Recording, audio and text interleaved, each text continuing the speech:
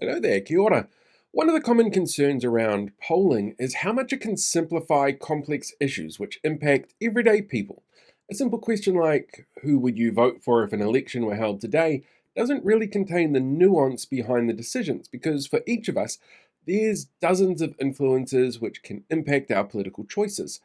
And the way our media presents poll findings can often sensationalize the findings and polarize people when they should be seeing trends occurring, which is what makes the Ipsos poll really fascinating. They don't track how people would vote, they track what issues people see as important and gauge participants' views on who would be better to handle those issues that they see as concerns. But because the headlines of this party could win aren't really relevant, it often flies under the radar of our media. But it is a really insightful poll to get an understanding of what the public see as concerns and as a guide to how well the government is doing addressing those concerns. And this week, Ipsos released their latest results, and it's not great for the current coalition. For example, in February, hot off the election win and summer breaks, respondents firmly believed that the National Party were the most capable of dealing with the majority of the top 20 issues that were identified by respondents. Notably, when it came to tackling poverty and race relations, Labour was seen as the more capable party. For the environment, it was the Greens that were seen as more capable, and when it came to issues facing Māori, Te Pāti Māori came out on top. But this month's data shows a vast change. Te Pāti Māori and the Greens still occupy those spots seen in February, but Labour is now seen as the most capable in 5 of the top 10 issues, and considered equal on the National Party in housing.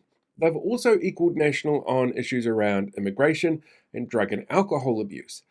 And even in areas where National's still on top, they've lost significant ground to Labour.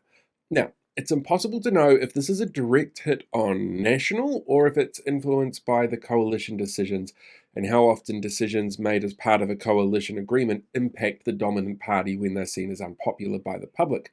Both are feasible drivers. But the extra fascinating element within this piece of research for this month is around capital gains tax.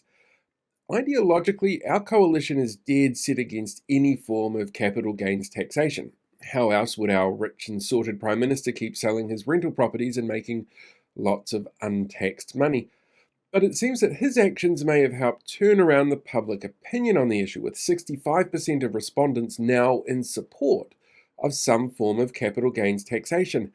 And for those leaning left currently mulling a capital gains tax as a policy for next election, well, they'd be wise to pay attention to the full findings, which showed a 57% support for a CGT on investment properties, but a 78% findings of people opposed to a capital gains tax on the family home. The split on a CGT on a business was actually pretty even, and opposition to other assets like boats or artwork was really high. So it looks like the public attitude for a CGT is changing, but if I were a party looking at a possible policy for next election, I'd be pushing it for investment properties like the ones our wealthy, sorted Prime Minister keeps profiting off. And for now, avoid the coin flip on business. I mean, while the business sector does tend to vote right wing anyway, well, they're really suffering at the moment from government of business policies, with other research out this week actually showing more businesses going into liquidation since this government came into power, since that global financial crisis back in 2008.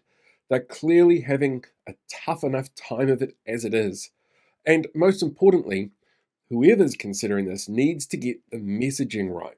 The coalition's actually really good at obfuscating policy on purpose to denigrate it and get voters worked up. You just need to look at Three Waters or Māori wards as an example.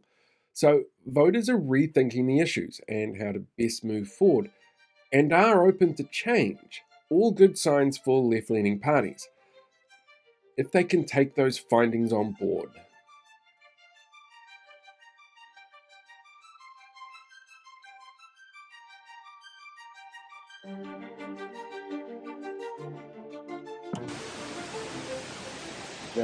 Here. The links to other things that come at the end of YouTube videos. Those ones there, here.